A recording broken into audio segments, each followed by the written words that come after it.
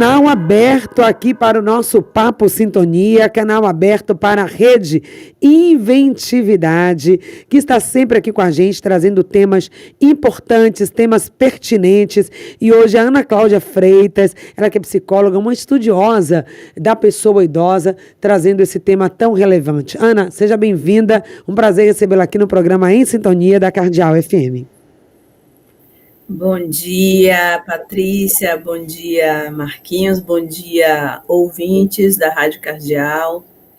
Uma alegria estar aqui de novo para falar desse assunto tão importante. Então, convidem aí todas as pessoas que lidam diretamente com a pessoa idosa, que conhecem pessoas idosas, para falarmos sobre isso, porque de fato é muito importante tomar consciência desse assunto de hoje. Pois é, tem um mês, né, de alerta, um mês para chamar a atenção sobre a situação da pessoa idosa, é muito importante, mas isso deve estar na pauta do dia sempre, não é, Ana? Um mês seria pouco para falar de algo que é tão importante. Queria que você abrisse, então, o tema falando disso, da importância desse mês, desse Julho Violeta, o mês de alerta e conscientização sobre a violência contra a pessoa idosa, e chamar a atenção também para caracterizar o que é a violência contra a pessoa idosa. Porque tem pessoas até que podem estar até mesmo praticando a violência contra a pessoa idosa e sem saber, porque não é só a violência física que nós estamos falando, né? Sim, Patrícia. Desculpa, entrou uma ligação aqui no meio. Tranquila. Sim. É isso. O assunto, de fato, como você fala, é importante que se trate durante todo o ano, né? Violência contra a pessoa idosa é algo que aliás, violência de uma maneira geral é algo que é inadmissível, né? Então, que a gente possa falar cada vez mais sobre isso em todos os espaços. Então, aqui na rádio, você dá sempre esse espaço para falarmos sobre este e outros assuntos relacionados à pessoa idosa, mas também nas escolas, nas instituições em geral, sejam privadas ou públicas. É importante que esse assunto seja ampliado, porque nós temos muitos casos, Patrícia, de violência. Vamos falar aqui sobre os diferentes tipos de violência, mais detidamente sobre a violência psicológica, né, que é a minha área maior de atuação, mas são inúmeros os casos de denúncia diariamente nas instituições, né, responsáveis por receber as denúncias. E a gente tem, né, o Disque 100 para fazer a denúncia e vários outros órgãos também, né, que estão aí em defesa da pessoa idosa e que podem recolher essas informações. Agora, ligado à sua área, como você disse, na área da psicologia e da saúde mental, sobretudo, como que a gente pode configurar, caracterizar aquela violência? Como é que ela começa? É com uma palavra? É com o isolamento desse idoso? O que você traz para a gente, para essa reflexão de hoje, em torno do tema violência contra a pessoa idosa, fazendo um recorte para a violência psicológica? Sim, são diversos os tipos de violência, né? Esses dias você recebeu aí a Maria Emília, que deve ter falado. Infelizmente, eu não pude escutar, mas ela deve ter falado muito bem sobre os diferentes tipos de violência e que eu acredito que esteja um interligado ao outro, porque começando pela violência psicológica, que é o xingamento, muitas vezes. Então, quando você diz assim, seu velho, você faz alguma coisa, por exemplo, no trânsito, ou qualquer situação em que a pessoa idosa esteja envolvida, diz assim, seu velho, né, com um aspecto aí, um objetivo de ofender, falando sobre isso, quer dizer, usa o termo velho como ofensa. Então, a violência já começa aí. E para partir para uma violência física, é um pulo, né? Então, é muito sutil, Patrícia. Pode parecer, às vezes, que é uma coisa banal do dia a dia. É só mais uma expressão que nós usamos. Não. É importante estarmos atentos o tempo inteiro sobre as expressões, as palavras que nós usamos.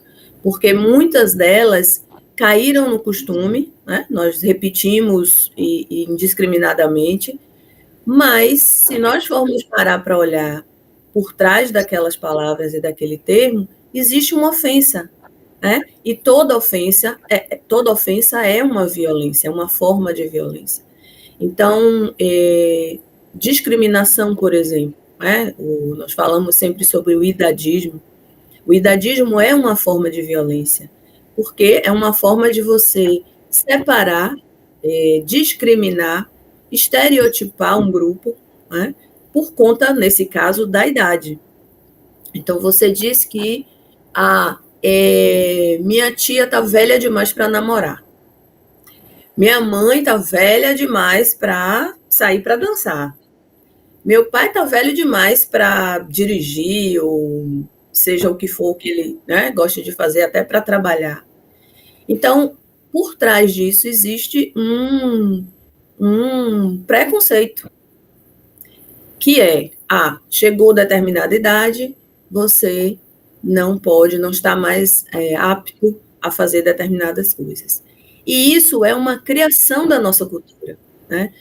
Eu gosto de trazer sempre a reflexão sobre a origem, de onde vêm as nossas atitudes, né? Os nossos comportamentos. E se a gente for ver a origem social das violências, reside justamente nesse preconceito. Então, trazendo um pouquinho para a violência contra a mulher, que também a gente pode fazer essa análise em conjunto aí, porque em todos os dois casos, seja no idadismo, seja no sexismo, a violência parte a partir de uma ideia de inferioridade, né? O racismo também funciona assim. Então, a partir de uma ideia de diferenciação de um grupo, então as mulheres, elas têm um papel na sociedade, elas vão até aqui, até a página 2, né? As pessoas negras da mesma forma, e as pessoas idosas também da mesma forma. Então, é essa mentalidade que nós precisamos mudar, porque antes de qualquer lei, vem a consciência, vem o amor, o afeto, os relacionamentos. Tanto que a gente tem aqui as leis que não pegam, né? Infelizmente. Né? O que é que significa isso? Significa que as pessoas não compram a ideia que estão por trás daquela lei. Quando, na verdade, antes as pessoas precisariam ser educadas de que aquilo é um direito, de que as relações elas precisam ser respeitosas, né? Para que, a partir daí, a lei seja de fato cumprida. O ideal é que nem tivesse lei. Imagine você ter uma lei que obriga as pessoas a levantarem para dar lugar, né? Ter uma cadeira especial para a pessoa mais velha. Precisa de uma lei para isso, precisa de uma determinação para isso, quando poderia ser, se nós formos educados para essa compreensão de respeito, de relacionamento ali respeitoso. A lei ela pode estar ali escrita, né? Porque é importante termos leis, mas naturalmente nós vamos seguir essa mentalidade, né? De que a pessoa idosa está ali na sociedade, está no dia a dia cada vez mais, porque como nós sempre falamos, a população idosa ela tem crescido significativamente, né? Em alguns anos teremos mais pessoas idosas do que jovens, então cada vez mais veremos pessoas idosas fora de casa, fora dos aposentos, né? Então precisamos aprender a lidar com isso. Que bom, precisamos aprender a lidar com isso, respeitar, viver numa sociedade em que nós tenhamos relações de respeito uns com os outros. Exatamente, e cada vez mais pessoas estão vivendo mais e não vivendo confinadas, não vivendo como nosso modelo de que o velho passou seu tempo, você já fez o que tinha que fazer, agora pronto. Não, elas estão vivendo mais e de uma forma muito ativa e criativa, que é algo que a Rede Inventividade, da qual a Ana Freitas faz parte, que é exatamente estimular as pessoas a terem atividades, a pensarem, a ter sonhos, projetos. Então elas vão sair, sair não é só para médico, não, porque a gente acredita e aceita que o idoso tem que sair para ir para médico, se cuidar da saúde. Mas o idoso quer sair para passear, para paquerar, para viajar. O idoso quer ser para comprar e eles estão cada vez mais ativos. Então, a violência e o respeito passa por, primeiro, entender, aceitar e acolher esse movimento. Uhum. Exatamente, exatamente. É ter essa consciência, Patrícia, eu acho que isso é fundamental, por isso que eu falo sempre das escolas, da necessidade de começar pelas escolas, essa consciência, né? Porque educação não é só aprender a ler, escrever e fazer conta, e saber onde é que os estados estão no mapa, os países, ou a história do Brasil, que tudo isso é muito importante. Mas se educar não é só isso. Se educar precisa ser um caminho para aprender a viver em sociedade, né? A respeitar os seus direitos, a entender os seus deveres, a viver relacionamentos saudáveis. Isso é fundamental em todas as áreas, seja em relacionamento a dois, seja no trabalho, seja na vizinhança, na comunidade, na sociedade em geral, e em qualquer idade, seja entre os jovens, entre os adultos, entre as pessoas idosas, entre as gerações, né? As relações intergeracionais aí, elas são vistas como, inclusive, uma solução para isso, né? Para resolver essa dificuldade que as pessoas têm de respeitar os mais velhos, a intergeracionalidade, né, que é esse nome bonito que a gente gosta sempre de usar, que nada mais é do que a relação entre as diferentes gerações, ela é vista como uma solução, porque a partir daí, a partir dessa convivência, nós vamos aprendendo a respeitar, e aí, tanto a pessoa mais jovem com a pessoa idosa, quanto o movimento da pessoa idosa também com as pessoas mais jovens, né? Porque a gente sabe que existe também algum preconceito.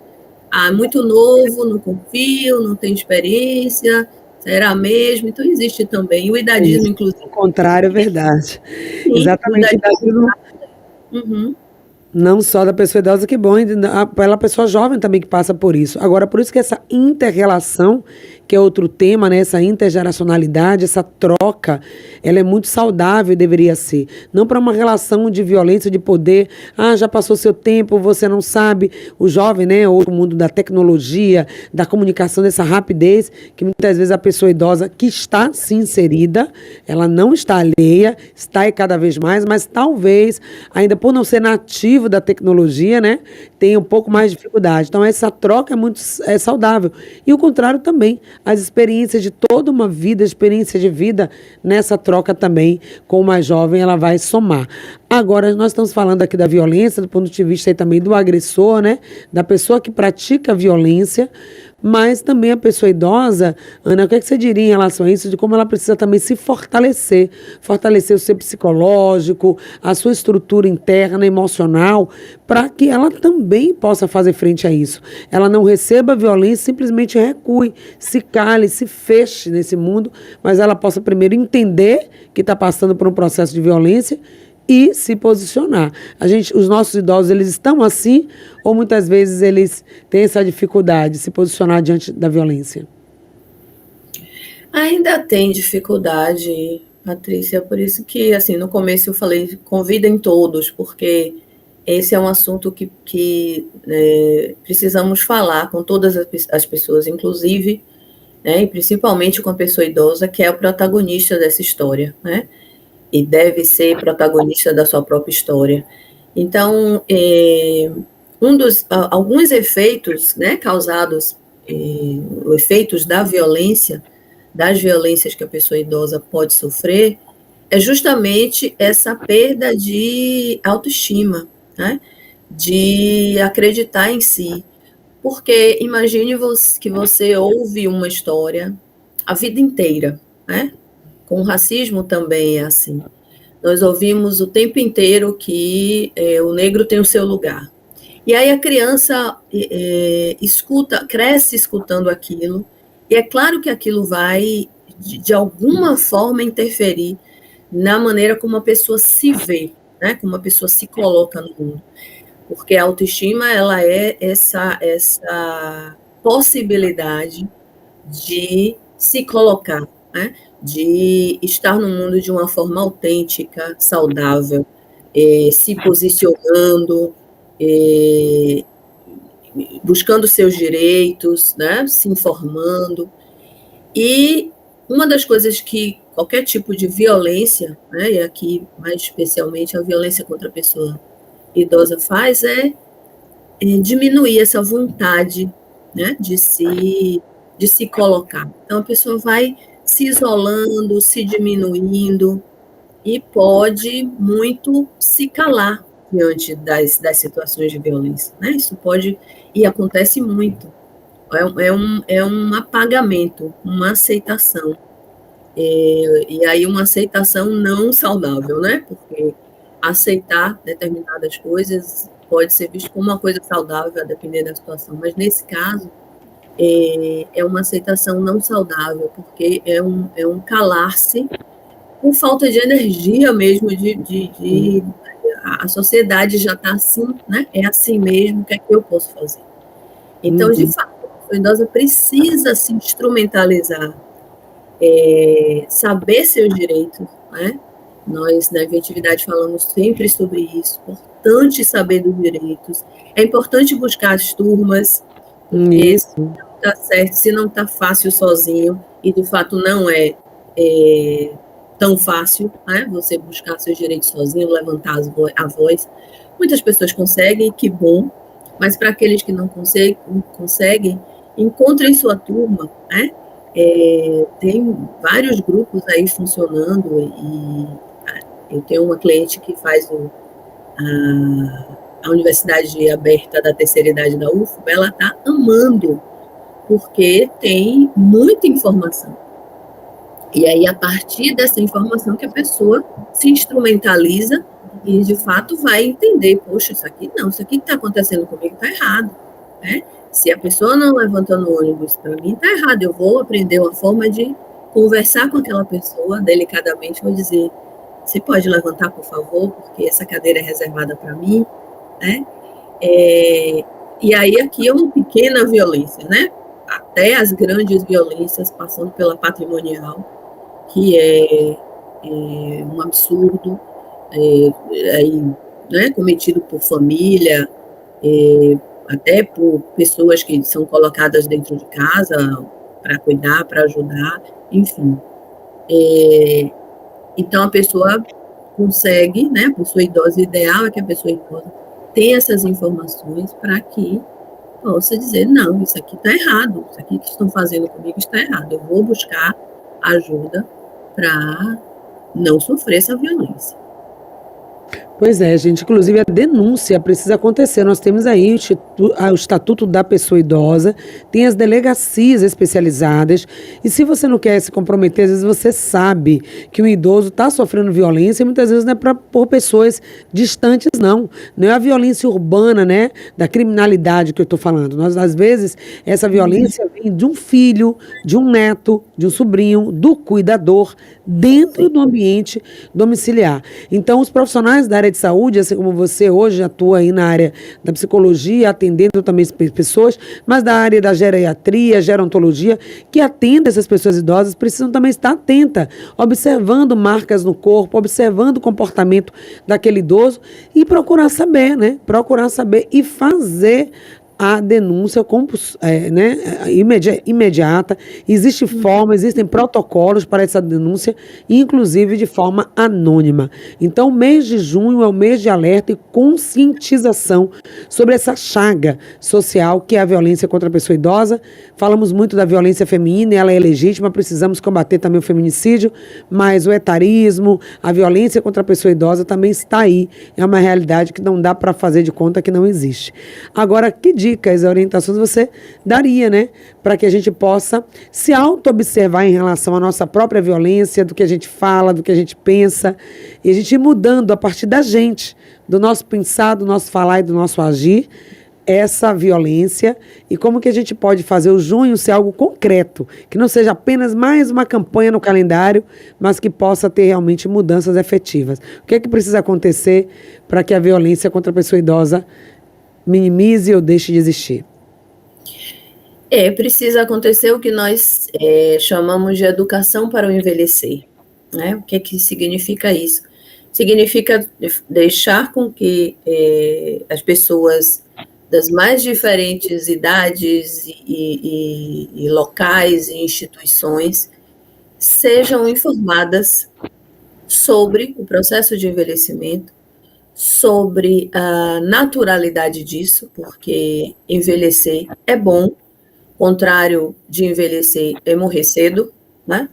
E nós, com sorte, com saúde, né? Se estamos emocionalmente saudáveis e vivendo a vida, nós queremos viver mais, né? Aproveitar a vida o máximo que for possível, e aqui não significa viver necessariamente mais de 100 anos, porque o que importa mesmo é viver com qualidade, né? Mas viver a longevidade dentro de uma dignidade. E aí, educação para o envelhecer é justamente essa consciência, Patrícia, de que envelhecer é natural, faz parte do curso natural da vida, e as pessoas idosas estarão aí, né? Nós todos, com sorte, envelheceremos, né? Eu tenho 51, já estou no meu processo e estou cercada de pessoas aí que já passaram dos 60. Meu filho tem 27, vai envelhecer. Enfim, todas as pessoas que nos escutam agora, que vão nos escutar depois, com sorte, irão envelhecer. Então, a educação para envelhecer é essa consciência. Um dia, a minha hora vai chegar. Como é que eu quero viver essa fase? Eu olho hoje para o envelhecimento de hoje, as pessoas que já estão velhas hoje, o que é que eu posso fazer para me relacionar melhor com essas pessoas que estão aí já, né, instaladas no envelhecimento, e o que é que eu posso fazer para que eu envelheça de uma forma digna. E aí diz respeito à saúde, saúde mental, saúde emocional, saúde física, espiritual, financeira, que é importantíssimo, que aqui, de novo, eu repito, não significa que você precisa ficar milionário, não, é a gestão da sua renda, né, que é outro assunto que também não é ensinado nas escolas. Nós estamos de volta aqui com o programa Em Sintonia pela sua 106.1. Hoje, mais uma vez, com a Rede Inventividade, que sempre está aqui com a gente, trazendo reflexões importantes, conteúdos significativos. É o nosso quadro Vivendo e Aprendendo com a Rede Inventividade. Ana Cláudia, hoje aqui com a gente, ela que é psicóloga, é membro da Rede Inventividade, uma estudiosa nessa área do envelhecimento. Ana, então, quais são as suas dicas, sua mensagem final para deixar aí para esse mês de junho, que está só começando, e a gente tem até o final do mês para refletir mais sobre essa questão da violência? Bom, a minha orientação, Patrícia, é que fiquemos atentos e atentas aos pequenos detalhes que podem ser violências, né? Então, é isso, é consciência de si, das tuas atitudes no dia a dia, que podem parecer pequenas, sutis, mas que ali tem uma importância, sim, né? E eu quero convidar todos e todas para o nosso Café Junino, que vai ser no dia 19 de junho, na Biblioteca Central dos Barris, 15 horas. Então, teremos lá trio de forró, venda de comida típica, de artesanato, quadrilha, contação de história. Então, vai ser mais um momento aí de celebração da longevidade ativa e saudável. Então, venham, convidem filhos, netos, né, as pessoas idosas, participem, vivam a vida de forma plena, busquem seus direitos e sejam felizes nessa idade. Que maravilha, gente. Então, olha só que convite, que presente, né, para esse mês de junho. Quem tem interesse em conhecer, ou quem não conhece a Rede Inventividade, uma maravilhosa e deliciosa oportunidade de conhecer essa turma. A Ana, a Jânia, a Maria Isabel, a Gabriela, todos que participam, né, aí dessa rede. Conhecer essa turma linda que está fazendo diferença aí dentro dessa área, trabalhando com pessoas idosas, não só idosas, né, pessoas dessa idade, mas tem outras pessoas também que se juntam nesse processo de intergeracionalidade. Então, dia 19, é isso, Ana? 3 da tarde, 19 agora de junho, esse café junino com dança, música, muito bacana. A Rede Inventividade já vai compartilhar aí com a gente também o card para eu distribuir para vocês. Então, Ana, obrigada por hoje, foi sempre um prazer conversar com essa rede querida. Um abraço a todos, em todos. Obrigada, então.